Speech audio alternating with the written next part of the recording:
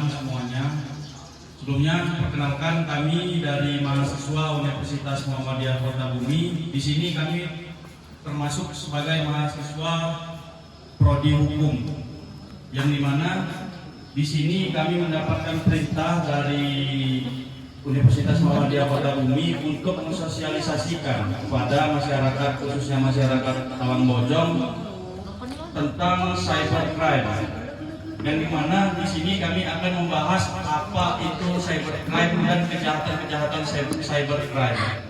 Dan di sini kami lebih terfokus membahas tentang yang namanya kejahatan cybercrime yang berjudul hacking, yaitu pencurian data. Yang dimana pada saat ini hampir mendekati yang namanya pilkada. Yang dimana pilkada ini biasanya ada beberapa oknum-oknum nakal yang senang sekali mencari untuk data-data penduduk. Data-data penduduk itu enak kalau dia digunakan untuk memberikan bantuan atau apapun itu. Kalau dia digunakan hanya untuk mendaftarkan orang sebagai terdaftar di partai atau kepentingan-kepentingan pribadi dari calon-calon, itu yang harus diwaspadai oleh masyarakat Talangbojong. Di sini tugas kami dari Universitas Muhammadiyah Kota Bumi mensosialisasikan itu. Pertama, ingin membahas yang namanya tentang cybercrime. Cybercrime itu sendiri adalah kejahatan yang menggunakan media sosial atau jaringan internet, yang kadang-kadang tanpa harus bertemu langsung dengan masyarakat tertentu, seperti dia bisa melacak dari jauh menggunakan sistem-sistem yang sangat sudah canggih yang belum kita terlampaui.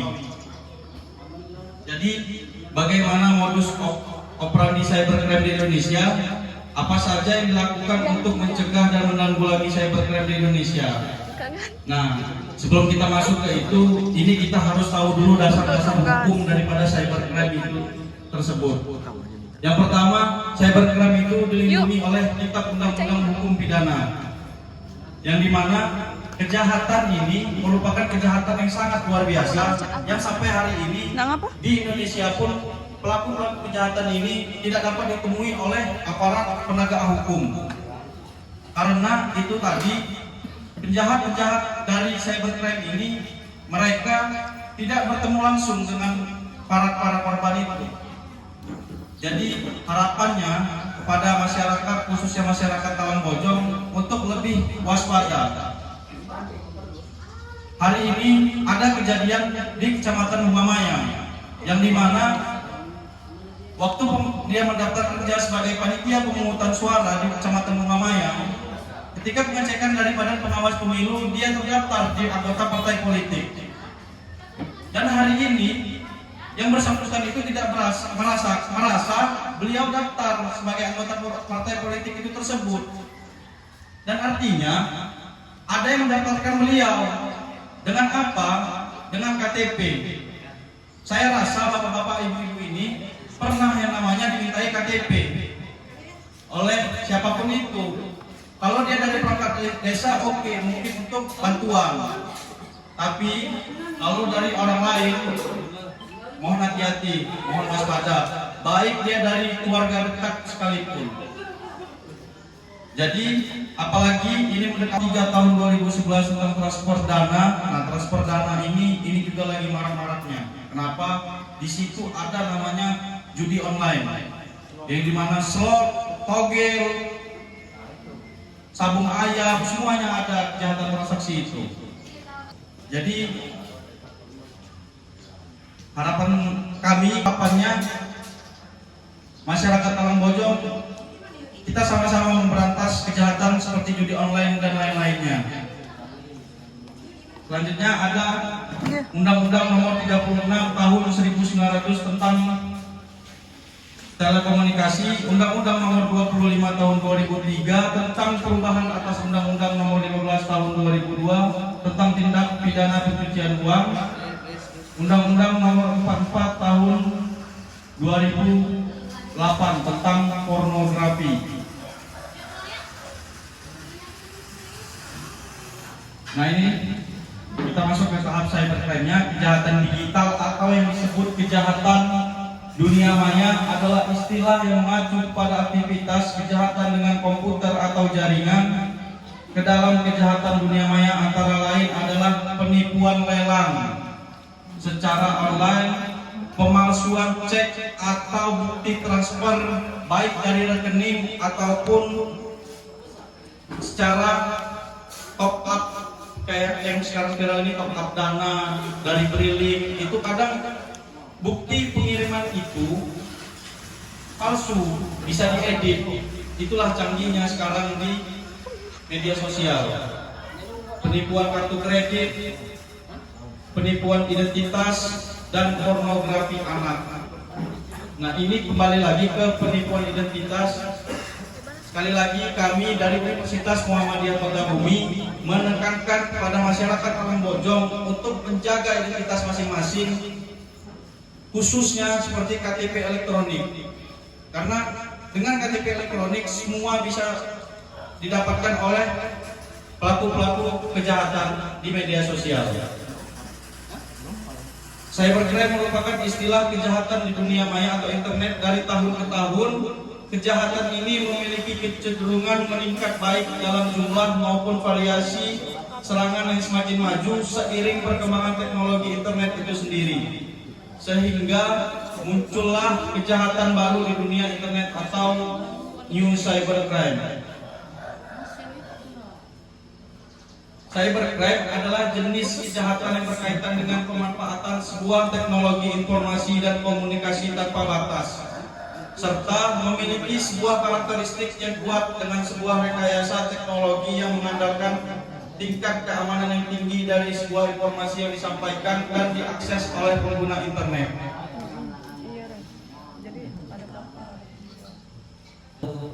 Kejahatan yang sangat bahaya, soalnya itu kan kepentingan data diri kita masing-masing, bro. Jadi diingatkan sekali lagi, tolong nanti kalau sampai adanya TS itu janganlah dikasih. Cybercrime sebagai tindakan kejahatan abu-abu, di mana kejahatan ini tidak jelas antara kejahatan kriminal atau bukan, karena pelaku melakukan pembobolan tetapi tidak merusak pencurian, atau melakukan perbuatan anarkis terhadap sistem informasi atau sistem komputer, yang dimana mereka cybercrime ini melakukan kejahatan itu dari jarak jauh, yang bisa dari mana saja. Mungkin kita tinggal di Talang Bojong ini, mungkin cybercrime itu atau oknum-oknumnya itu melakukan dari bisa saja, dari mana saja, entah dia di daerah lain, bahkan sampai luar negeri pun bisa.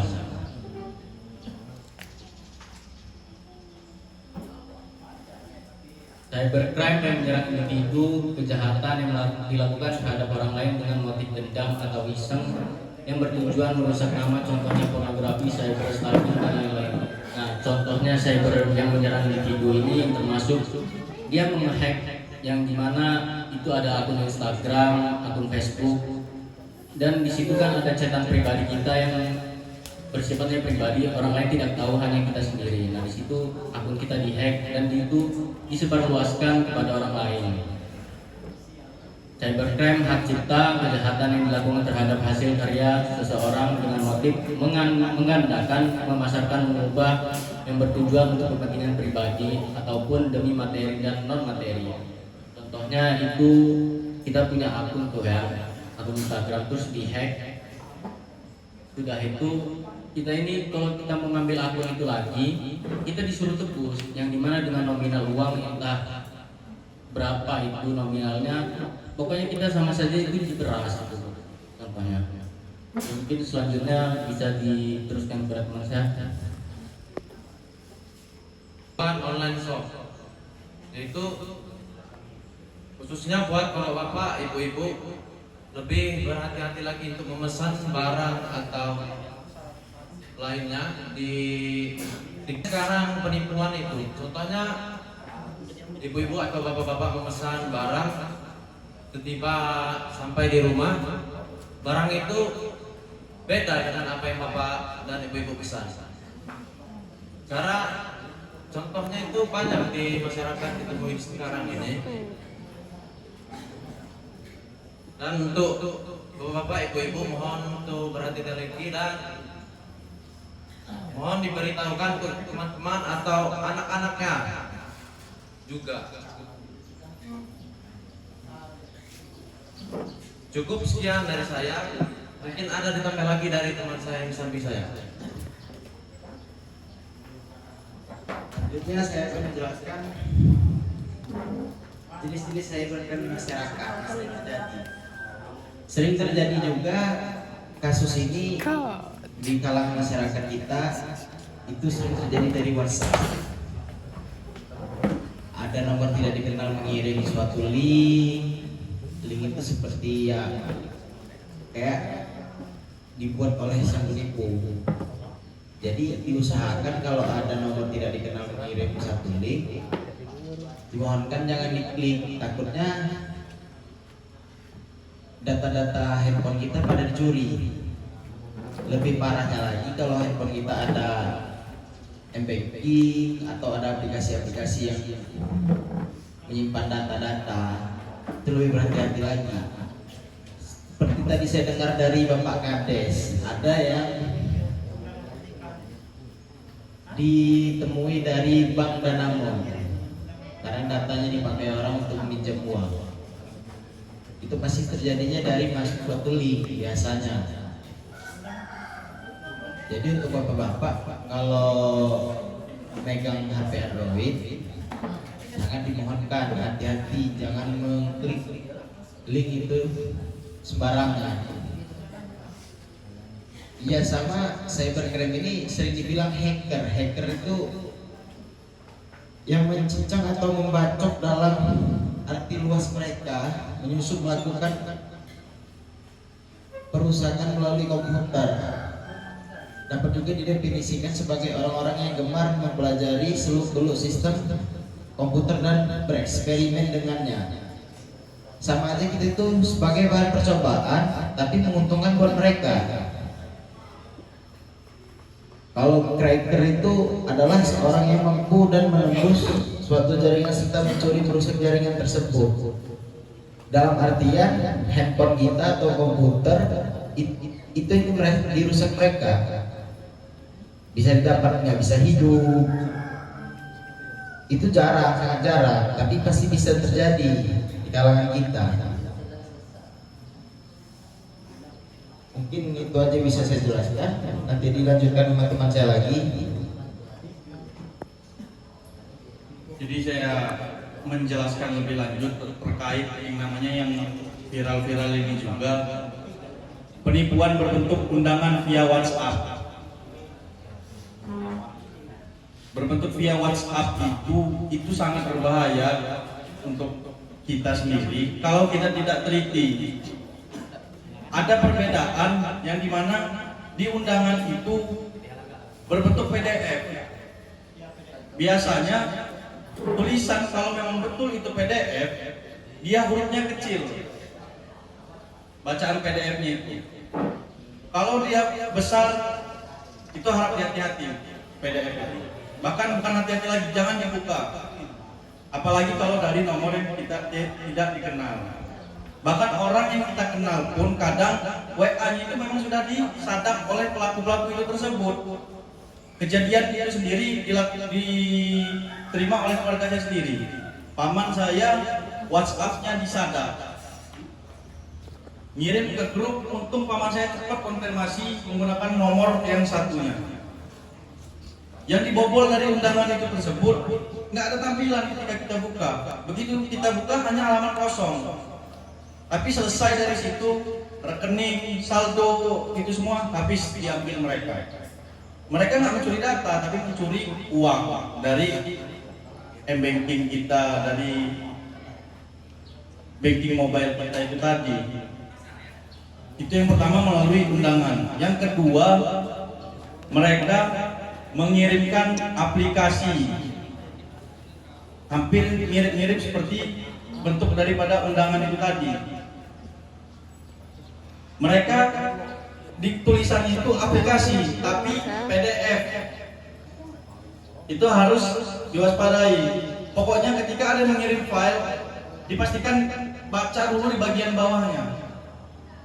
Kalau di aplikasi tapi di bawahnya PDF, jangan dibuka. Saya pastiin itu penipuan.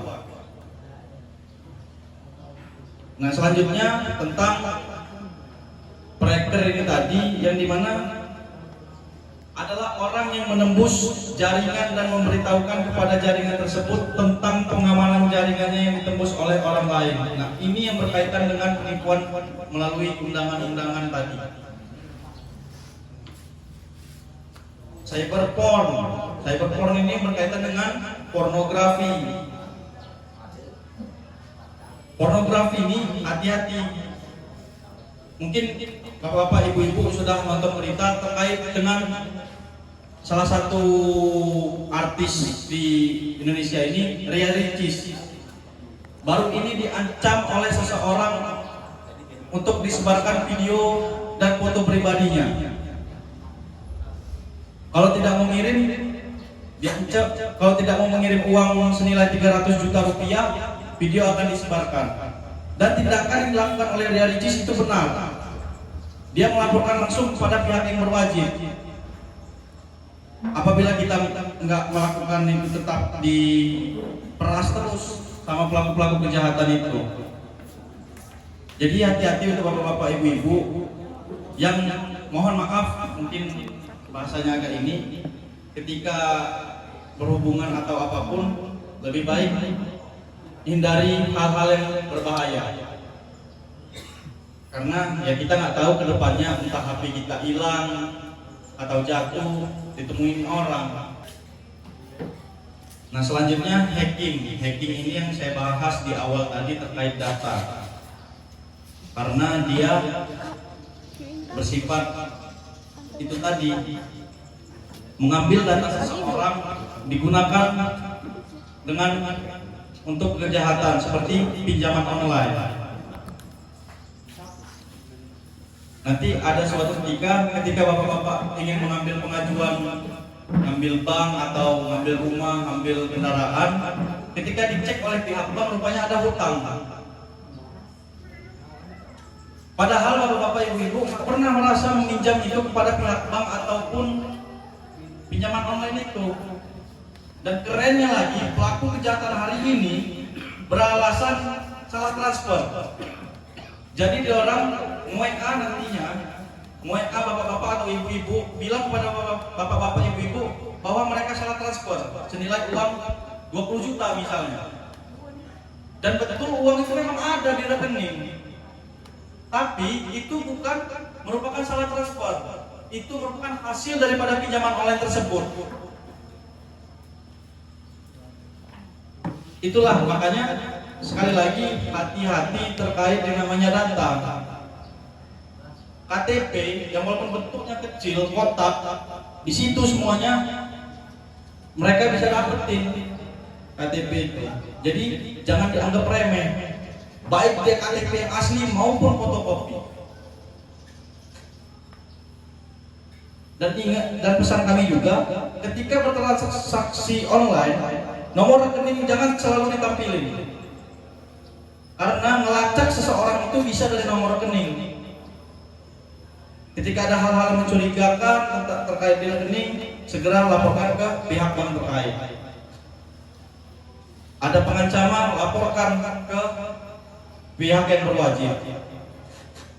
Perlu cybercrime ini adalah suatu penipuan yang dilakukan melalui internet, online shop dan pinjaman online yang saya sampaikan tadi kepada bapak dan ibu-ibu.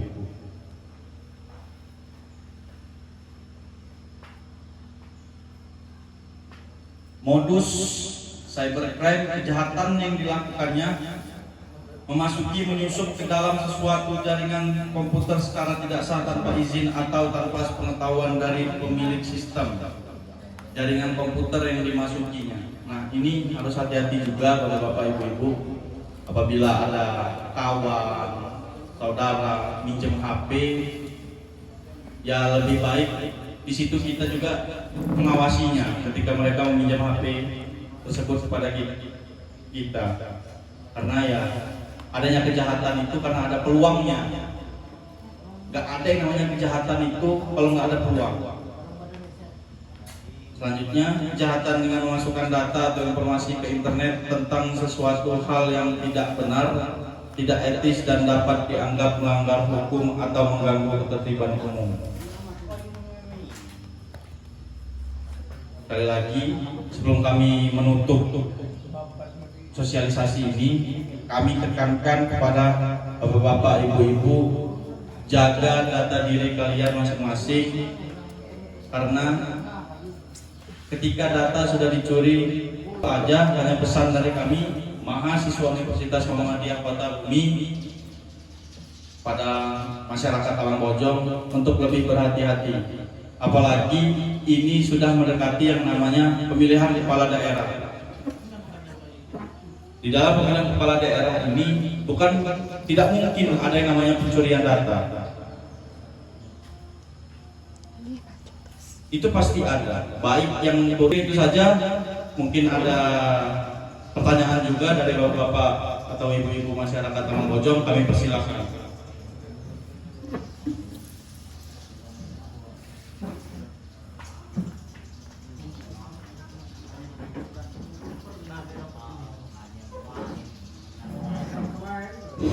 Assalamualaikum. Ini saya mau nanyakan undangan PDF tadi. Kan biasanya di undangan PDF itu undangan pernikahan kan. Nah, gimana cara menutupnya? Nah itu saja.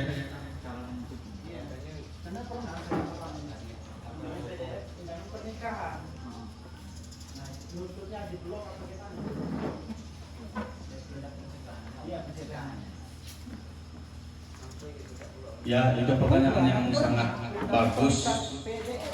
Jadi ketika, sekali lagi kami ingatkan, ketika ada yang mengirim undangan seperti itu, apalagi dari nomor yang tidak dikenal, jangan dibuka, bahkan langsung blokir nomor tersebut. Apabila sudah kita buka, sudah gak ada pencegahan lagi namanya. Tidak akan ada pencegahan lagi selain yang namanya kita benar-benar ganti kartu. Ganti kartu, langsung lapor ke pihak bank, bahkan kita perlu datang ke bank yang di mana kita ada kartu ATM-nya untuk menutup akses itu tersebut. Langsung ganti kartu perdananya, sambungkan kartu perdana yang baru ke banking, karena itulah salah satu pencegahannya. Bahkan kalau sampai hal-hal yang fatal, apabila misalnya di rekening ada uang yang cukup banyak, itu cepat langsung datang ke pihak bank.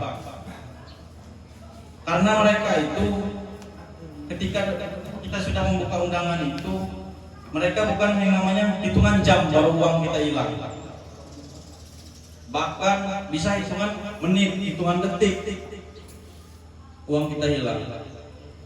Makanya pokoknya pesan kami pada bapak ibu-ibu, ketika ada yang namanya dikirim seperti itu dari nomor yang tidak dikenal, apalagi jangan yang dibuka langsung hapus, blok nomor itu. Itulah salah satu pencegahannya. Karena sampai hari ini ketika link itu sudah dibuka, belum ada pencegahannya.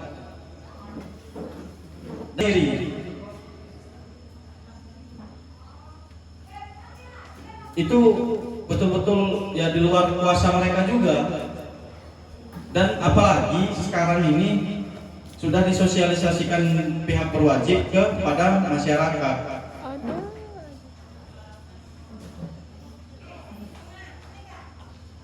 Mungkin itu saja penjelasan dari kami. Mungkin ada pertanyaan tambahan dari bapak-bapak atau ibu-ibu.